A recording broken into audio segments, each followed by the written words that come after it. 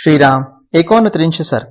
रावण का शुक और सारण को फटकार कर अपने दरबार से निकाल देना। उसके भेजे हुए गुप्तचरों का श्री राम की दया से वानरों के चंगुल से छूटकर लंका में आना। शुक के बताए अनुसार रावण ने समस्त यूथपतियों को देखकर श्रीराम की दाहिनी बाह महापराक्रमी लक्ष्मण को, श्रीराम के निकट बैठे हुए अपने भाई विभीषण को, समस्त वानरों के राजा भयंकर पराक्रमी सुग्रीव को, इंद्रपुत्र वाली के बेटे बलवान अंगद को, बल विक्रमशाली हनुमान को, दुर्जय वीर जांबवान को तथा सुषैण, कुमुद, नील, वानरश्रेष्ठ नल, गज, गवाक्ष, शरभ, मैंद एवं द्विविद को भी देखा।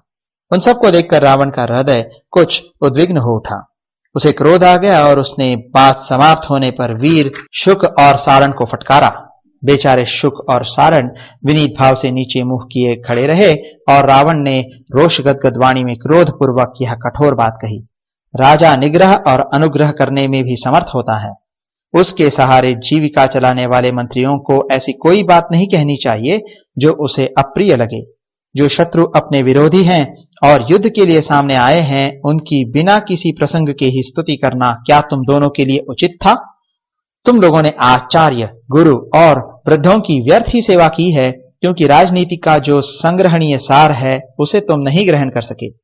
यदि तुमने उसे ग्रहण भी किया हो तो भी इस समय तुम्हें उसका ज्ञान नहीं रह गया है। तुमने उसे भुला दिया है। तुम लोग केवल अज्ञान का बोझ ढो रहे हो। ऐसे मूर्ख मंत्रियों के संपर्क में रहते हुए भी जो मैं अपने राज्य को सुरक्षित रख सका हूं, यह सौभाग्य की ही बात है। मैं इस राज्य का शासक हूं। मेरी जिह्वा ही तुम्हें शुभ या अशुभ की प्राप्ति करा सकती है। मैं वाणी मात्र से तुम पर निग्रह और अनुग्रह कर सकता हूं। फिर भी तुम दोनों ने मेरे सामने कठोर बात कहने का साहस किया। क्या तुम्हें मृत्यु का भय नहीं है? वन में दावानल का स्पर्श करके भी वहां के वृक्ष खड़े रह जाएं, यह संभव है, परंतु राजदंड के अधिकारी अपराधी नहीं टिक सकते। वे सर्वथा नष्ट हो जाते हैं। यदि इनके पहले उपकारों को याद करके मेरा क्रोध नरम न पड़ जाता तो शत्रु पक्ष की प्रशंसा करने वाले इन दोनों पापियों को मैं अभी मार डालता। अब तुम दोनों मेरी सभा में प्रवेश के अधिकार से वंचित हो। मेरे पास से चले जाओ, फिर कभी मुझे अपना मुंह न दिखाना। मैं तुम दोनों का वध करना नहीं चाहता, क्योंकि तुम दोनों के किए हुए उपकारों को सदा स्मरण रखता हूं। तुम दोनों मेरे स्नेह से विमुख और कृतघ्न हो, अतः मरे हुए के ही समान हो।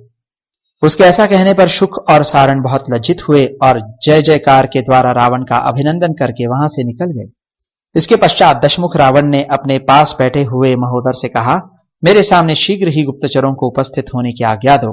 यह आदेश पाकर निशाचर महोदर ने शीघ्र ही गुप्तचरों को हाजिर होने की आज्ञा दी।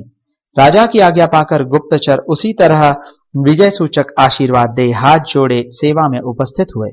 वे सभी गुप्तचर विश्वास पात्र, शूरवीर, धीर एवं निर्भय थे।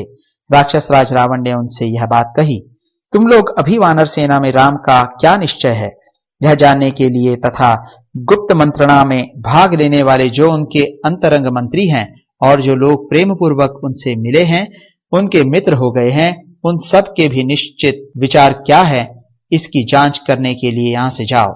वे कैसे सोते हैं, किस तरह जागते हैं और आज क्या करेंगे, इन सब बातों का पूर्ण रूप से अच्छी तरह पता लगाकर लौट आओ।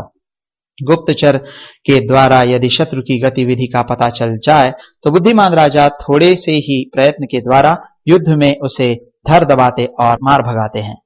तब बहुत अच्छा कहकर हर्ष में भरे हुए गुप्तचरों ने शार्दुल को आगे करके राक्षस राज रावण की परिक्रमा की। इस प्रकार वे गुप्तचर राक्षस शिरोमणि महाकाय रावण की परिक्रमा करके उस स्थान पर गए जहां लक्ष्मण सहित श्री राम विराजमान थे। सुवेल पर्वत के निकट जाकर उन गुप्तचरों ने छिपे रहकर श्री राम, लक्ष्मण, सुग्रीव और विभीषण को देखा। वानरों की उस सेना को देखकर वे भय से व्याकुल हो उठे। इतने ही में धर्मात्मा राक्षस राज विभीषण ने उन सब राक्षसों को देख लिया।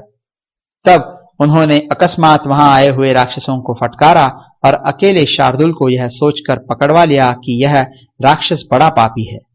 फिर तो वानर उसे पीटने लगे।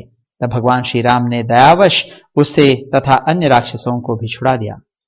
बल विक्रम संपन्न शीघ्र पराक्रमी वानरों से पीड़ित हो उन राक्षसों के होश उड़ गए और वे हांफते हांफते फिर लंका में जा पहुंचे। तदनंतर रावण की सेना में उपस्थित हो चर के वेश में सदा बाहर विचरने वाले उन महाबली निशाचरों ने यह सूचना दी कि श्री रामचंद्र जी की सेना सुवेल पर्वत के निकट डेरा डाले पड़ी है। इस प्रकार श्री वाल्मीकि निर्मित आर्ष रामायण आदि काव्य के युद्ध कांड में 29वां सर्ग पूरा हुआ।